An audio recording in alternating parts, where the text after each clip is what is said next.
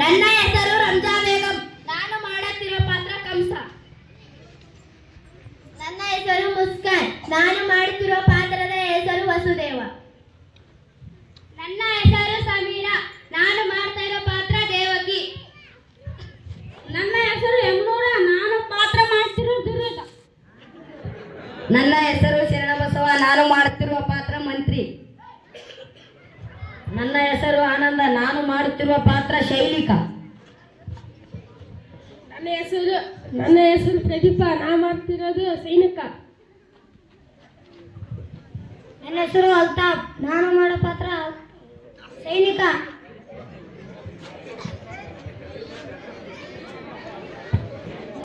ಮಧುರೆಯ ರಾಜ ಕಂಸ ತನ್ನ ತಂಗಿ ದೇವಕಿಯನ್ನು ತನ್ನ ಪ್ರಾಣಮಿತ್ರ ಸ್ನೇಹಿತನಾದ ವಸುದೇವನಿಗೆ ಕೊಟ್ಟು ಅದ್ದೂರಿಯಾಗಿ ವಿವಾಹ ಮಾಡಿಸುತ್ತಾನೆ.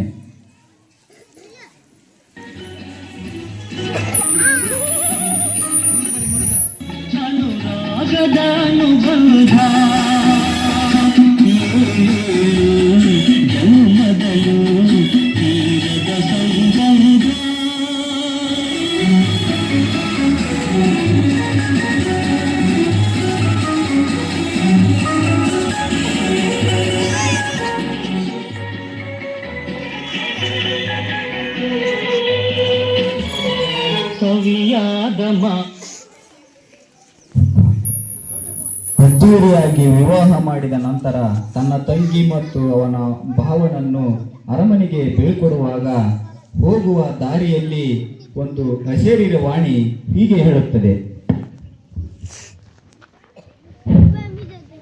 ಕಂಸ ಕಂಸ, ನೀನು ನಿನ್ನ ತಂಗಿಯನ್ನು ಎಷ್ಟೊಂದು ಪ್ರೀತಿಸುತ್ತೀಯ. ನಿನ್ನ ಪಾಪದ ಗುಣ ತುಂಬಿ ಹೋಗಿದೆ. ನಿನ್ನ ತಂಗಿ ಅಸ್ತಮ ಪುತ್ರನಿಂದಲೇ ನಿನ್ನ ಮೃತ್ಯು ಆಗುವುದು ಗ್ಯಾರಂಟಿ. ಈ ಜಗತ್ತನ್ನು ನಿನ್ನ ಅತ್ಯಾಚಾರದಿಂದ ಆ ಮಗು ರಕ್ಷಿಸುವುದು ಗ್ಯಾರಂಟಿ. ನಿನ್ನ ಮೃತ್ಯು ಆಗುವುದು ಆ ಮಗುವಿಂದ ಮಾತ್ರ. ನಿನ್ನ ಮೃತ್ಯು ಆಗುವುದು ಆ ಮಗುವಿಂದ ಮಾತ್ರ.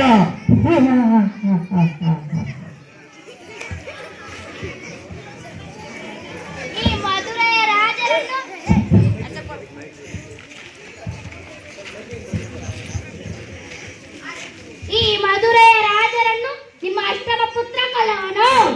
ಹಾಗಾದರೆ ನಾನು ನಿಮ್ಮನ್ನೇ ಕೊಲ್ಲುತ್ತೇನೆ. ಕಂಸ, ದಯವಿಟ್ಟು ನಮ್ಮನ್ನು ಕೊಲ್ಲದಿರು. ನಮಗೆ ಹುಟ್ಟುವ ಮಕ್ಕಳನ್ನು ನಿನಗೆ ಕೊಡುತ್ತೇನೆ ಅಂತ ನಾನು ಮಾತು ಕೊಡುತ್ತೇನೆ. ದಯವಿಟ್ಟು ನಮ್ಮನ್ನು ಕೊಲ್ಲದಿರು.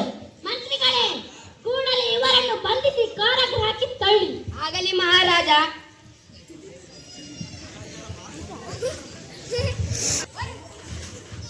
ಒಡೆಯರು ಬರ್ತಿದ್ದಾರೆ. ಆಗ ಕಂಸ ಅರಮನೆಗೆ ಧಾವಿಸುತ್ತಾನೆ. ರಾಜಾಧಿರಾಜ, ರಾಜ ಮಾರ್ತಾಂಡ, ರಾಜ ಕುಲತಿಲಕ, ಮಧುರೆಯ ರಾಜ ಕಂಸ ಮಹಾರಾಜರಿಗೆ ಜಯಾಗಲಿ ಜಯಾಗಲಿ ಜಯಾಗಲಿ. ಕೃಷ್ಣ ಕೃಷ್ಣ ಕೃಷ್ಣ. ಆ ಕೃಷ್ಣನ ಹೆಸರು ಕೇಳಿ ಕೇಳಿ ನನ್ನ ಕಿವಿ ತೋತು ಬಿದ್ದು ಹೋದವು. ಯಾರಿ ಕೃಷ್ಣ? ಹಾಲು ಕಡಲು ಅಂತ ಹೋದ ಪುತಳಿ ರಾಕ್ಷಸಿ ರಕ್ತ ಎಂದರಂತೆ. ಸವಾರಿ ಮಾಡುವಂತ ಬೆನ್ನೊಡಿದರೆ ಆ ಶಟಕನ ಸೊಂಟನ ಮುರಿದನಂತೆ. ಅವನ ಕೈಯಲ್ಲಿ ತುರ್ನಾವಂತ ಆಟದ ಬುಗುರಿಯಾಗಿ ಹೋದ. ಆ ದೇನುಕ ಬೆಳೆದ ಹಣ್ಣು ಬಡಿಯೋ ಬಡಿಗೆಯಾದ. ಗೋವರ್ಧನ ಬೆಟ್ಟ ಯಾಕಾಚೆ ಶಕ್ತಿಯಾಗಿ ಹೋಯಿತು. ಈ ಗೊಲ್ಲರ ಪೋರನಿಗೆ ಈ ಪಾಟಿ ಶಕ್ತಿನ ಎಲ್ಲಿಂದ ಬಂತು ಶಕ್ತಿ? ಯಾರು ಕೊಟ್ರು ಈ ಶಕ್ತಿ? ನಮ್ ಗೂಢಚಾರರು ಶೋಧನೆ ಮಾಡುತ್ತಿದ್ದಾರೆ ಒಡೆಯ. ನಮ್ ಗೂಢಚಾರರು ಶೋಧನೆ ಮಾಡುತ್ತಿದ್ದಾರೆ ಒಡೆಯ. ಇನ್ನು ಎಷ್ಟು ದಿನ ಶೋಧನೆ ಮಾಡೋದು? ಬೆಂಕಿ ಕಾಯ್ತ ತಕ್ಷಣ ಸುಡುತ್ತೆ, ಹಾವು ಕಾಯ್ತ ತಕ್ಷಣ ಕತ್ತುತ್ತೆ. ಶೋಧನೆ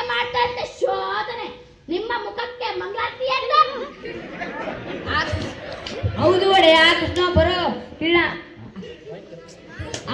ಮಾಹಿತಿ ಸಂಗ್ರಹ ಕೊನೆ ಹಂತಕ್ಕೆ ಯಾರ ಕೊನೆ ಹಂತಕ್ಕೆ ಬಂದಿದ್ದು ಕೊನೆ ಹಂತಕ್ಕೆ ಬರ್ಲಿ ಬಿಡಿ ಇವ್ರೇ ಬೇಜಾರು ಮಾಡ್ಕೋಬೇಡಿ ನಾ ಹೇಳ್ನಲ್ಲ ಆ ಇಬ್ರು ಇವರೇ ಒಡೆಯ ಇವ ಶೈಲಿಕ ಇವ ಧ್ರುವಿದ ನಮಸ್ಕಾರ ಅನ್ನದಾತ ಇದು ನಿಮ್ಮ ಕೈಯಲ್ಲ ಕಾಲಲ್ಲ ನಿಮ್ಮ ಎಕ್ಕಡ ಶಬ್ಬಾಷ್ ಇದು ಕೈಯಲ್ಲ ಕಾಲಲ್ಲ ಎಕ್ಕಡನೂ ಅಲ್ಲ ಯಮ ಭಾಷ ತಿಳ್ಕೊಳ್ಳಿ ಆ ಏರ್ಪಡೆಲ್ಲ ಆಗಿದೆಯಾ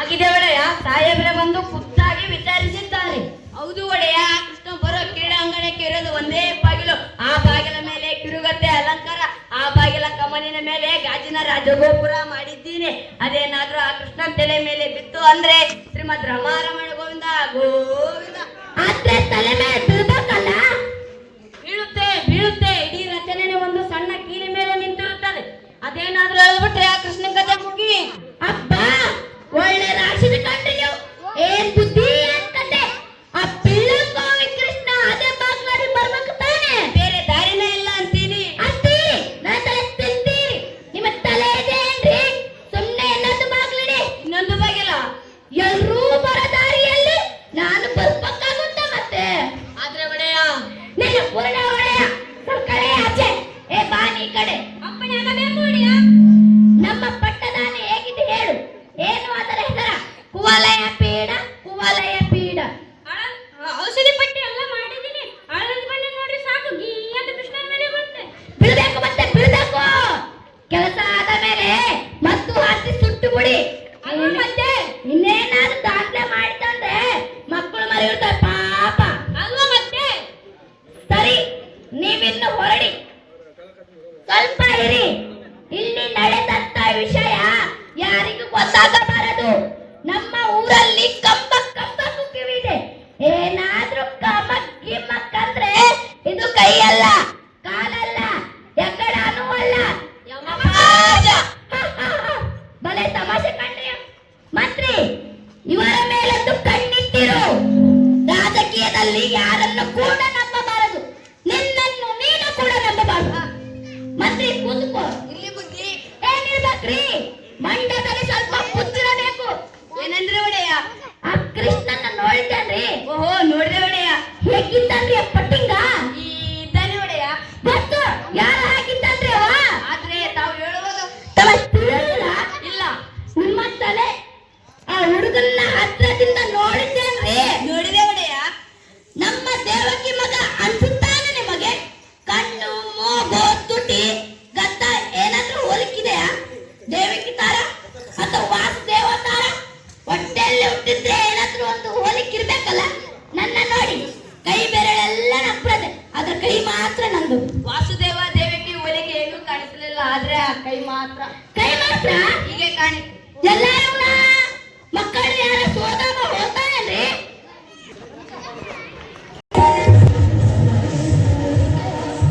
ದೇವಕಿಯನ್ನು ಹಾಗೂ ವಸುದೇವನನ್ನು ಬಂಧಿಸುತ್ತಿರುವ ಸ್ಥಳ ಇಬ್ಬರು ಸ್ವರ್ಣ ಶೃಂಖಲೆಯಲ್ಲಿ ನಿಂತಿದ್ದಾರೆ ದೇವಕಿ ವಸುದೇವನ ಹತ್ತಿರ ವಾತಾಯನದ ಬಳಿ ನಿಂತಿದ್ದಾಳೆ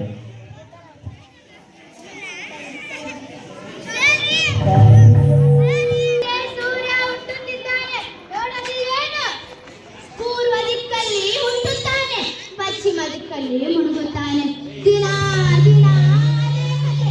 ದೇವಕಿ ನೋಡಿ ನೋಡಿ ಬೇಜಾರಾಗಿ ಹೋಗಿದೆ ನನಗೆ. ಆದರೆ ಇವತ್ತಿನ ಸೂರ್ಯೋದಯ ಅಲ್ಲ. ವೃಂದಾವನದಿಂದ ನಮ್ಮ ಕೃಷ್ಣ ಬಂದಿದ್ದಾನೆ. ಅದಕ್ಕೆ ನನಗೆ ಕೃಷ್ಣನ್ಗೆ ಇನ್ನು 16 ವರ್ಷ ತುಂಬಿಲ್ಲ. ಇನ್ನು ಒಂದು ಕೆನ್ನೆ ಹಾಲು, ಇನ್ನು ಒಂದು ಕೆನ್ನೆ ನೀರು. ಪ್ರಪಂಚ ಇಷ್ಟು ಕ್ರೂರ ಅಂತ ಏನ್ ಗೊತ್ತು ಅವನಿಗೆ. ಹಸುಗಳ ಜೊತೆಗೆ ಬೆದ ಹಸುಗೂಸವನು. ಈ ಕಂಸನು ಮಾ ಕ್ರೂರಿ, ಮಾ ಕುತಂತ್ರಿ, ದಯೆ ದಾಕ್ಷಿಣ್ಯ ಚೂರು ಇಲ್ಲದವನು. ಅಕ್ರೂರ ಹೇಳಿದನಲ್ಲ, ಕೃಷ್ಣನ ಇಲ್ಲಿ ಕರೆಸೋದೆ ಕುತಂತ್ರದಿಂದ ಅವನ ಮುಗಿಸೋದೆ ಅಂತ. ಇವತ್ತು ಯಾಕಾದ್ರೂ ಸೂರ್ಯ ಹುಟ್ಟಿದ್ನೋ, ಇವತ್ತು ಯಾಕಾದ್ರೂ ಬೆಳಕಾಗುತ್ತೋ,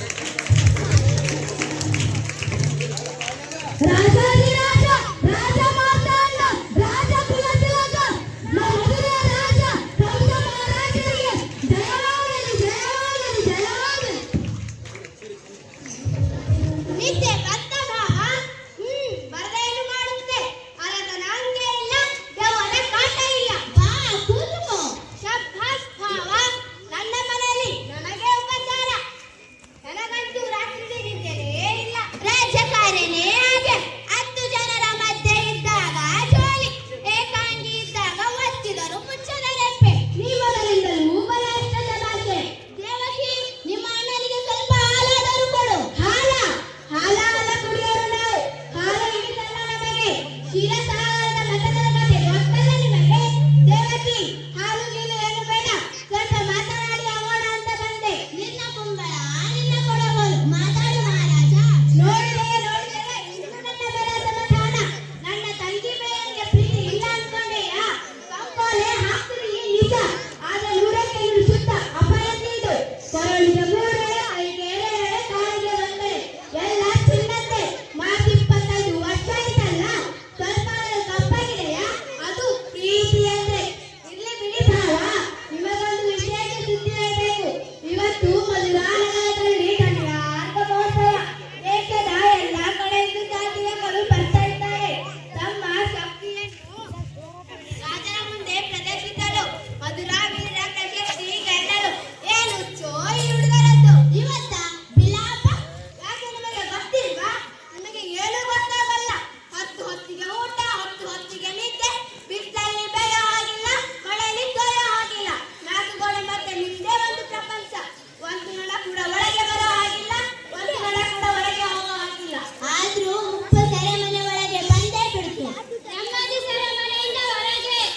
ಆದ್ರೂ ದೇವಕಿ, ಬಂಧನದಲ್ಲಿದ್ರೂ ನೀವು ಸ್ವತಂತ್ರರು, ನಾವು ಕೈಯಲ್ಲಿದ್ದರೂ ಬಂದಿಗಳು. ಎಲ್ಲಿ ಹೋದರು ಈ ಆರಕ್ಷಕರ ಪೀಡೆ. ನಿಶ್ಚಿಂತವಾಗಿ ಊಟ ಮಾಡೋ ಹಾಗಿಲ್ಲ, ನಿಶ್ಚಿಂತವಾಗಿ ನಿದ್ದೆ ಮಾಡೋ ಹಾಗಿಲ್ಲ. ಕಣ್ಣು ಮುಚ್ಚಿದರೆ ಸಾಕು, ನಾನು ಕೊಂದ ಮಕ್ಕಳು ಕಣ್ಣ ಮುಂದೆ ಬರ್ತಾವೆ. 16 ವರ್ಷದಿಂದ ಅಷ್ಟಮಿ ರಾತ್ರಿಯಲ್ಲಿ ಎಷ್ಟೋ ಮಕ್ಕಳು ಹುಟ್ಟಿದವ ಈ ದೇಶದಲ್ಲಿ. ಎಷ್ಟು ಅಂತ ಕಲಿಸಲಿ. ದೇವಕಿ, ನಿನ್ನ 8ನೇ ಮಗು ಅಷ್ಟಮ ಪುತ್ರನ್ನ ಕೊಲ್ಲಬೇಕು. ಆದ್ರೆ ನಿನ್ನ ಹೊಟ್ಟೆಯ ಹುಟ್ಟ 8ನೇ ಮಗು ಅಷ್ಟಮ ಪುತ್ರ ಅಲ್ಲ, ಪುತ್ರಿ. ದೇವಕಿ, ನಿನ್ನ 8ನೇ ಮಗನಲ್ಲಿ ಬರ್ತಿದ್ದೀಯಾ? ಹೇಳು ದೇವಕಿ. ಬೆನ್ನಿಗೆ ಬಿದ್ದ ಅಣ್ಣನಿಗಿಂತ ಹೊಟ್ಟೆ ಹುಟ್ಟಿದ ಪುತ್ರನಿಗೆ ದೊಡ್ಡದಾಯಿತಾ? ದೇವಕಿ, ದಯವಿಟ್ಟು ಹೇಳು, ನಿನ್ನ 8ನೇ ಮಗನಲ್ಲಿ ಬರ್ತಿದ್ದೀಯಾ? ನನಗೆ ರಾಜ್ಯ ಬೇಡ, ಕೋಶ ಬೇಡ, ಪಟ್ಟ ಬೇಡ, ಮಗಳ ಬೇಡ, ಎಲ್ಲ ನಿನ್ನ ಗಂಡನಿಗೆ ಕೊಡ್ತೀನಿ. ಹೇಳು ದೇವಕಿ, ಹೇಳು. ನಾನು ನಿಜ ಹೇಳಿದ್ರೆ ನೀನು ನಂಬೋದಿಲ್ಲ. ದೇವಕಿ, ಹೇಳು ದೇವಕಿ, ಹೇಳು. ನಿನ್ನ ಮಾತು ನಾನು ನಂಬ್ತೀನಿ, ಹೇಳು. ಬಚ್ಚಿಟ್ಟಿದ ನಿಜ. 9 ತಿಂಗಳು ಇಲ್ಲಿ ಬಚ್ಚಿಟ್ಟಿದ್ದೀನಿ ಮಗನ. ಮತ್ತೆ ಅದೇ ಮಗಳೇ, ಛೇ, 16 ವರ್ಷದಿಂದ ಅಷ್ಟಮಿರಾದರೆ ಎಷ್ಟೋ ಮಕ್ಕಳು ಇಟ್ಟಿದವೆ ಈ ದೇಶದಲ್ಲಿ. ಎಷ್ಟು ಅಂತವನ್ನ ಕೊಲ್ಲಿಸಲಿ, ಎಲ್ಲ ಮಕ್ಕಳನ್ನು ಕೊಲ್ಲಿಸಿದೆ, ಲಕ್ಷ ಮಕ್ಕಳನ್ನು. ಆದ್ರೆ ಒಂದು ಮಗುನ ಮಾತ್ರ ಇನ್ನು ಕೊಲ್ಲಲಿಕ್ಕೆ ಆಗಿಲ್ಲ. ಅವನೇ ಆ ಗೋಕುಲದ ಗಲ್ಲರ ಪಿಳ್ಳಂಗ ಈ ಕೃಷ್ಣ. ಅವನಪ್ಪ ನಂದ, ನಿನ್ನ ಗಂಡನ ಪರಮಾಪ್ತ ಪ್ರಾಣಮಿತ್ರ, ನಿನ್ನ ಮೊದಲನೇ ಹೆಂಡತಿ ರೋಹಿಣಿ, ಅವಳ ಪುಣ್ಯಗಳ ರಾಮ. ಆ ನಂದನ ಮನೆಗೆ ಇರೋದು. ಅರಮನೆ ಕವಳಕ್ಕೆ ಕತ್ತು ಹಾಕೋಕೆ ಬಂದು ವಿಳೆಯ ಅಂತ ಸುಮ್ಮಿದ್ರೆ ಬೆನ್ನ ಹಿಂದೇನು ಪದ್ಧತಿ ಮಾಡ್ತಾ ಇರೋ ಹಾಗಿದೆ. ಆ ಕೃಷ್ಣ ನಿಮ್ಮ ಮಗನೇ ಇರಬೇಕು. ಇರಬೇಕಲ್ಲ ಆ ಕೃಷ್ಣ ನಿಮ್ಮ ಮಗನೇ. ನನ್ನ ಸೋದರಿ ಅವನೇ.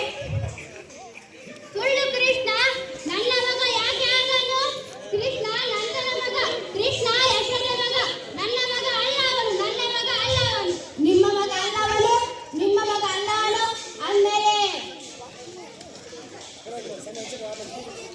ಅಂದಮೇಲೆ ಅವನ ಕೊಂದರೆ ಬೇಟರಿಲ್ಲ.